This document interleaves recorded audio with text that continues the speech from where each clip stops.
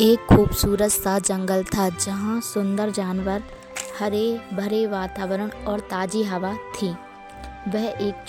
वहाँ एक छोटा सा खरगोश था जिसका नाम बबली था। उसने अपने घर के पास जंगल में सब्जियाँ लगाई हुई थीं जिसकी देखभाल वह रोज़ बहुत अच्छे से करता था और बहुत खुशी था।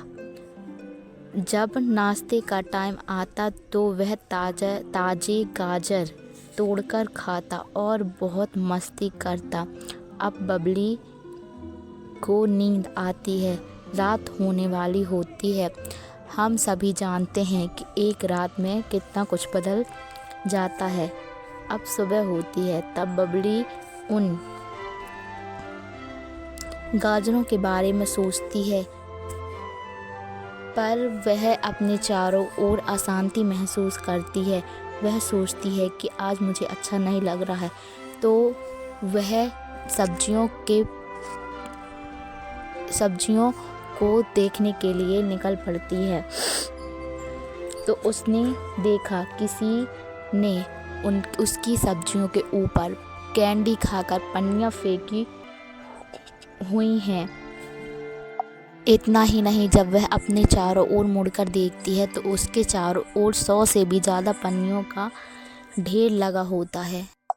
वह देखती है कि यह कचरा किसने फैलाया है, पर उसे कोई नहीं दिखता। तब वह कचरे के पीछे पीछे जाकर एक पेड़ के नीचे रुकती है जहाँ एक बड़ा पेड़ था और उस पेड़ के नीचे बहुत सारी पन्नियों कचरा का ढेर लगा होता है। वह ऊपर देखती है तो बंदर बैठा होता है जो टॉफ़ी खाकर नीचे कैंडी की पन्नियों को फेंक रहा होता है। वह बदतमीज बंदर बार बार टॉफ़ी खाकर पन्नियों को फेंकता है। तब बबली उसके ऊपर चिल्लाती है कि बंदर, तुम यह पन्नियाँ क्यों फेंक रहे हो? जंगल को गंदा क्यों कर रहे हो? टॉफ़ी खाने के बाद बंदर बार बार बबली की बात ना सुनकर जंगल को गंदा करता जा रहा था और पन्नियाँ फेंकते जा रहा था।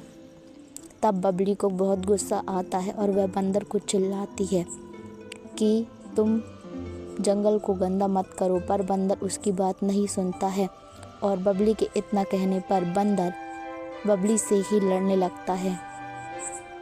लड़ते लड़ते वह पेड़ की टहनियों में झूलने लगता है।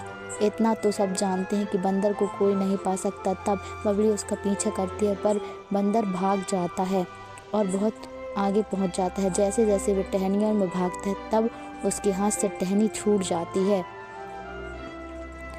टहनी छूटती है तो वह नीचे की ओर देखता है, पर नीचे की ओर कोई और टहनी नहीं रहती। बहुत सारी टहनी होने की वजह से वह उन टहनियों के जाल में फंस जाता है। तब वह अपने आसपास देखता है, पर उसे कोई नहीं दिखता और वह सोचता है कि अब मैं कैसे निकलूं, और वह इस प्रकार अपनी उम्मीद खो देता है।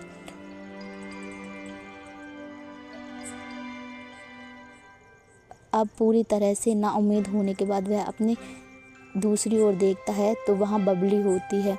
तब बबली उसे बुलाती है और पूछती है कि तुम इतनी बदतमीजी से जंगल में कचरा क्यों फैला रहे हो? क्यों जंगल को गंदा कर रहे हो और उसकी शांति भंग कर रहे हो? तब बंदर के पास कोई जवाब नहीं होता है और वह चुपचाप रह जाता है।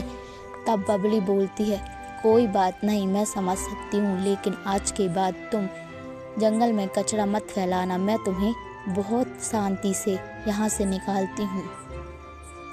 तब बबली शांति से बंदर को निकालती है और खुशी खुशी दोनों जंगल लौट जाते हैं। तब बबली और बंदर मिलकर आसपास का पूरा कचरा साफ करते हैं और भरकर जंगल को साफ सुथरा और सुंदर बना देते हैं।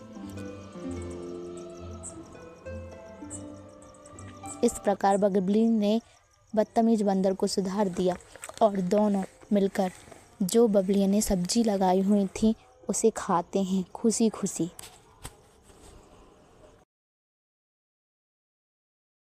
अगर आपको यह कहानी पसंद आई तो चैनल को लाइक कीजिए, सब्सक्राइब कीजिए, कहानी को शेयर कीजिए।